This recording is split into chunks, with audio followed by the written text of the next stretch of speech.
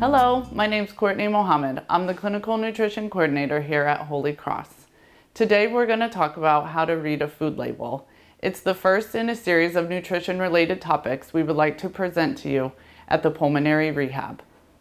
Everyone's nutritional needs are different. The most important thing for everyone to know is how to read a food label so that they're able to determine what foods are right for them. Some of us need to eat more calories to gain weight, while others need to eat less so they can either maintain or lose weight for their specific medical condition.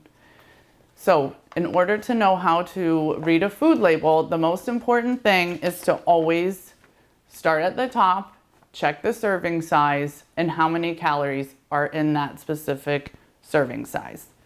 What is right or wrong for you is specific to your own personal needs. The next thing you would always want to look at is the total fat. Now, the most important part underneath the total fat is the different types of fat in the food. So the saturated fat is the type of fat that is not good for our hearts. You want to keep the saturated fat low. About 5 grams of saturated fat in a serving is where you want to keep that number. If you want to look at the daily value percentage, you can. You want to keep 5% or less, or 20% would be a high saturated fat food item. Also on the label is the amount of trans fat. This is a fat that you want to keep at 0 grams. So it is important to read the food label because if a food item has partially hydrogenated oils in it, it does have a small amount of trans fat. The label is allowed to put that it has 0 grams if it has less than 0.5 grams of trans fat per serving. So the two unhealthy fats are saturated fat and trans fat.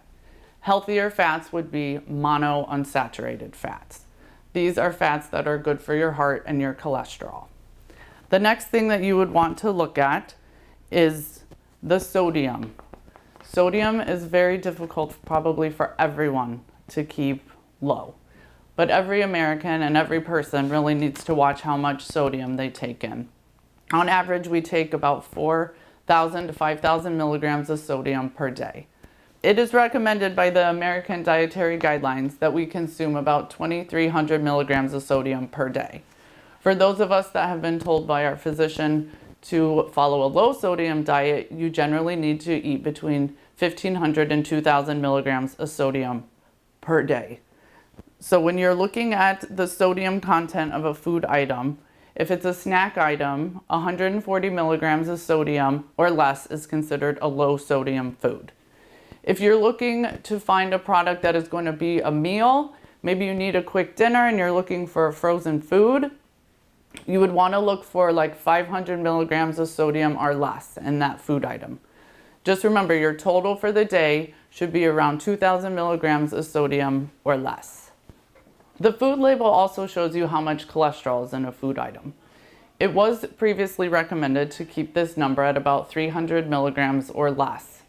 It has now been shown that the amount of cholesterol in food does not affect our blood cholesterol. So you can still monitor how much cholesterol you're eating, but it is more important to monitor the amount of saturated fat. Saturated fat is what makes our cholesterol numbers go up. Another very important macronutrient to look at on the food label is the total carbohydrates. Total carbohydrates is what is in the total product, the amount of fiber, the amount of sugar, and added sugars all in one. This is a very important number, especially to look at for people who have diabetes and need to monitor how many carbohydrates they need to eat in a day. This is very specific to each individual person. The Dietary Guidelines recommends on the lowest end 225 grams of carbohydrates per day. So if you are eating a low carbohydrate diet, it would be less than 225 grams in a total day. It is important to look at the amount of fiber that is in a food. You will find this underneath the total carbohydrates. A food that has a high fiber content will have more than 4 grams of fiber per serving. A food item that is considered low fiber has 2 grams of fiber or less. In general, you should try to eat between 25 to 35 grams of fiber per day. So below the dietary fiber, You will also find the amount of added sugars in a food item. You generally want to keep this number as low as you possibly can. It is recommended that you keep this number at about 25 grams per day. This is equal to about 100 calories. The last macronutrient listed on the food label is protein. It tells you how many grams of protein are in the food item based on the serving size. This varies on how much everybody needs per person. On average, if somebody is trying to eat 1,800 calories and you get about 20% of your calories from protein, this would equal 90 grams of protein per day. For a person trying to eat 1,500 calories, this would be about 75 grams of protein per day. But like I said, this is individual for each person. I hope this information has been informative and helpful to you. If you need to seek more information regarding your individual nutrition plan, please ask the pulmonary staff to help set up a referral with our outpatient clinical dietitian. There they will help you with your individual needs and any other comorbidities you may have, such as diabetes, renal failure, hypertension, diverticulitis, any dietary concern. They will speak with you one-on-one to help you figure out what foods are best for you. I hope you enjoy the rest of our nutrition sessions.